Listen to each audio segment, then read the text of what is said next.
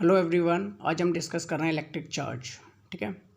Historically the credit of discovery of the fact that amber rub with a wool or silk cloth attract light object goes to the Thales of Miletus Greece around 600 BC। देखो, एक अंबर है। अंबर एक material है जिसे जब रब किया गया वुल या सिल्क क्लॉथ के साथ तो देखा गया कि वो लाइट ऑब्जेक्ट्स को अपनी तरफ अट्रैक्ट कर रही थी। तो इस डिस्कवरी का जो क्रेडिट है वो जाता है थेल्स ऑफ माइलेटस को। थेल्स ऑफ माइलेटस एक साइंटिस्ट का नाम है। ठीक है। The name electricity is coined from the Greek word electron meaning amber. Many such pairs of material were known which on rubbing could attract light objects like straw, pith balls and bits of paper. काफ़ी सारे ऐसे objects हैं जो कि रब होने के बाद दूसरे लाइट ऑब्जेक्ट्स को क्या कर सकते हैं, अट्रैक्ट कर सकते हैं। जैसे कि लाइट ऑब्जेक्ट्स में कौन कौन आता है, स्ट्रॉ हुआ, पिथबॉल हुई, बिट्स ऑफ पेपर हुआ। ठीक है।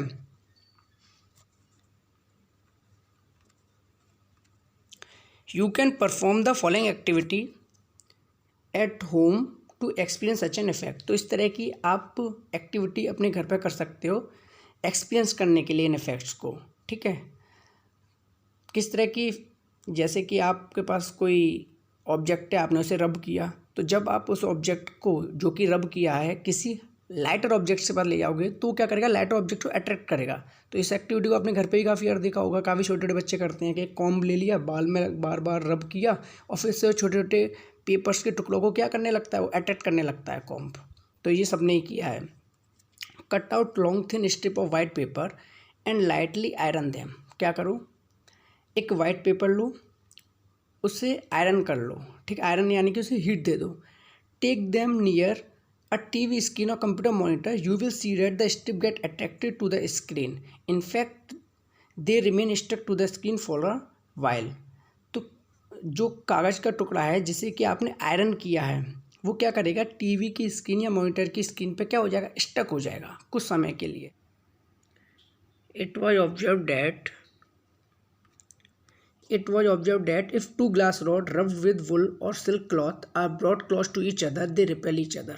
देखो, एक ऑब्जर्वेशन में देखा गया कि जो ग्लास रॉड है जब उसको सिल्क क्लॉथ के साथ रब किया गया तो क्या हुआ कि वो दोनों ग्लास रॉड एक दूसरे को क्या कर रही थी, रिपेल कर रही थी। The two stand of wool or two piece of silk cloth with which the rod were rubbed, जिनके साथ इन रॉड को रब्ड किया गया था, यानी कि जो वुल के पीस थे, क्लॉथ थे जो वुल के, ऑल्सो रिपेल ईच अदर। वो क्या कर रहे थे, एक दूसरे को ही रिपेल कर रहे थे। यानी कि क्या किया गया, देखो ऑब्जर्वेशन में ग्लास रॉड लिया, उसको रब किया वुल और सिल्क के साथ। ठीक है। तो पाया गया कि ग्लास रॉड जो दो रब की गई थी वो दोनों एक दूसरे को क्या कर रही थी, रिपेल कर रही थी। और जिनके साथ उन्हें रब किया गया था वुल के साथ, वो भी एक दूसरे को क्या कर रही थी, रिपेल कर रही थी। However the glass rod and wool attract each other. और जो वुल थी और ग्लास रॉड थी वो दो एक दूसरे को क्या कर रही थी, अट्रैक्ट कर रही थी। सिमिलरली इसी तरीके से दूसरा ऑब्जर्वेशन किया गया, the two plastic rod rub with cat fur repel each other. जो दो प्लास्टिक रॉड थी उन्हें कैट फर के साथ रब किया गया तो एक दूसरे को क्या करने लगी, रिपेल करने लगी, बट अट्रैक्ट द फर। लेकिन जो फर है जिसके साथ की प्लास्टिक रॉड को रब किया गया उसे क्या कर रही थी, अट्रैक्ट कर रही थी। ठीक है। On the other hand the plastic rod attract the glass rod. जो प्लास्टिक रॉड है देखा गया कि ग्लास रॉड को क्या कर रही थी, अपनी तरफ अट्रैक्ट कर रही थी। प्लास्टिक रॉड क्या कर रही थी, एक दूसरे को अट्रैक्ट कर रही थी। And repel the silk or wool with which the glass rod is rubbed. और जो वुल और सिल्क है उसे प्लास्टिक रॉड क्या कर रही थी, रिपेल कर रही थी। ठीक है। The glass rod repel the fur. जो ग्लास रॉड थी वो कैट फर को क्या कर रही थी, रिपेल कर रही थी। ठीक है। If the plastic rod rubbed with fur is made to touch two small pith balls. जो प्लास्टिक रॉड है, ठीक है, जिसे कि रब्ड किया गया फर के साथ, जब उसे टच किया गया किसी दो पिथ बॉल के साथ सस्पेंडेड बाय सिल्क और nylon thread, then the ball repel each other. तो जैसे ही प्लास्टिक की रॉड को टच किया पिथ बॉल के साथ तो क्या देखा कि जो बॉल हैं वो एक दूसरे को रिपेल कर रही हैं। ये हम ऑब्जर्वेशन की बात कर रहे हैं, जैसा ऑब्जर्वेशन हमें दिख रहा है। अभी हमने कोई कंक्लूजन नहीं निकाला है, सिर्फ जो हो रहा है वो हम डिस्कस कर रहे हैं।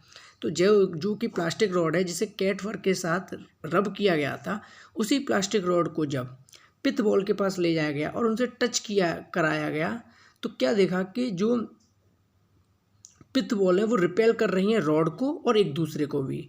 अ सिमिलरली इफेक्ट इज फाउंड, इसी तरीके से सिमिलरली इफेक्ट मिला if the pith ball are touched with a glass rod rubbed with a silk.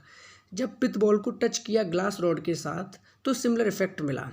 कैसे? A dramatic observation is that a pith ball touch with glass rod attract another pith ball touch with plastic rod. यानी कि दो pith ball हैं, ठीक है, एक पिथ ball को तो टच किया ग्लास रॉड से, ठीक है, और एक पिथ बॉल को टच किया प्लास्टिक रॉड से, फिर दोनों पिथ बॉल क्या करने लगी, एक दूसरे को अट्रैक्ट करने लगी। और वैसे भी वो प्लास्टिक और ग्लास रॉड भी एक दूसरे को क्या कर रहे थे, अट्रैक्ट कर रहे थे। ठीक है, यहाँ तक क्लियर है observation. This seemly simple fact that this simple fact were established from year of efforts and careful experiments and their analysis। तो जो इस तरीके का जो ये फैक्ट है वो काफ़ी सालों के एफर्ट्स और केयरफुल एक्सपेरिमेंट्स के बाद एनालिसिस हुआ। इट वाज कंक्लूडेड, ये कंक्लूड किया गया। क्या वो निकला conclusion? After many careful studies by different scientist, काफ़ी सारे साइंटिस्टों ने इसके ऊपर स्टडी की, that there are only two kind of entity which is called the electric charge. यानी कि जो ये ऑब्जर्वेशन हो रहे थे, क्या ऑब्जर्वेशन हो रहे थे, ग्लास रॉड को वुल सिल्क के साथ रब किया, प्लास्टिक रॉड को कैट्स फर के साथ रब किया, तो देखा कि ग्लास रॉड क्या कर रही थी, प्लास्टिक रॉड को अट्रैक्ट कर रही थी। वुल और सिल्क को क्या कर रही थी, ग्लास रॉड जो प्लास्टिक रॉड थी उसको क्या कर रही थी, रिपेल कर रही थी।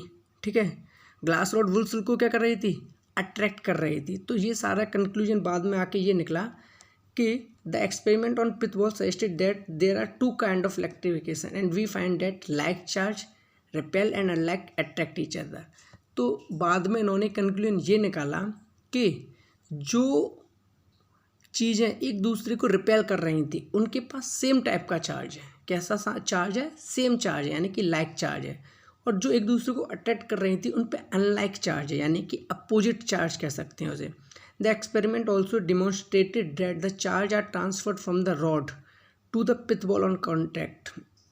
एक्सपेरिमेंट से हमें ये भी पता चला कि जो चार्ज था वो ट्रांसफ़र हो गया रॉड से पिथ बॉल के अंदर। ये भी हमें ऑब्जर्वेशन से पता चला। It is said that the pith ball are electrified और आर चार्ज बाय कॉन्टैक्ट। जो पिथ बॉल थी वो चार्ज की गई या इलेक्ट्रीफाइड हो गई जब वो कॉन्टैक्ट में आई, किसके साथ, ग्लास रॉड के साथ और प्लास्टिक के साथ। The property which differentiate the two kind of charges is called polarity of charge। When a glass rod is rubbed with silk, जब glass rod को silk के साथ rub किया गया, the rod acquire one kind of charge and the silk acquire the second kind of charge। जब glass rod को rub किया silk के साथ तो glass पे एक charge आया किसी टाइप काइंड का, और जो silk है उस पर second kind का charge आया। This is true for any pair of object that are rubbed to be electrified। अगर कोई भी दो पेयर को हम रब करेंगे तो अगर एक बॉडी पे किसी एक काइंड का चार्ज आता है तो दूसरी बॉडी पे सेकंड काइंड का चार्ज आएगा। ठीक है, they know longer attract each other. ऐसा नहीं है कि हमेशा अट्रैक्ट करते रहेंगे। देखो क्या होगा कि जैसे हमने रब किया तो जो दो बॉडी हैं वो एक दूसरे को क्या करेंगी, अट्रैक्ट करेंगे कुछ टाइम के लिए, लेकिन कुछ थोड़ी देर बाद जैसे अगर वो टच हो गई एक दूसरे से तो वो न्यूट्रलाइज हो जाएंगी। क्या हो जाएंगी, neutralise. They also do not attract or repel other light object as they did on being electrified. Thus, the charge acquired after rubbing are lost. When the charged body are brought in contact, what can you conclude from the observation? It just tell us that unlike charge acquired by the object, neutralize और nullify each other. ठीक है, तो जैसा कि मैंने बताया कि अगर जो दो बॉडी हैं जिन्हें रब किया गया अगर उन्हें कॉन्टैक्ट में लाया जाए तो वो एक दूसरे को क्या करेंगे, न्यूट्रलाइज कर देंगी। Therefore the charge were named as positive and negative। तो जो ये दो काइंड के चार्ज की हम बात कर रहे हैं कि दो काइंड के चार्ज हैं, जब दो बॉडी को रब करेंगे तो उन पर अलग अलग काइंड के चार्ज आएंगे, उनको नाम दिया गया पॉजिटिव एंड नेगेटिव। और इससे जो नाम दिया वो दिया था एक साइंटिस्ट ने, बेंजामिन फ्रैंकलिन।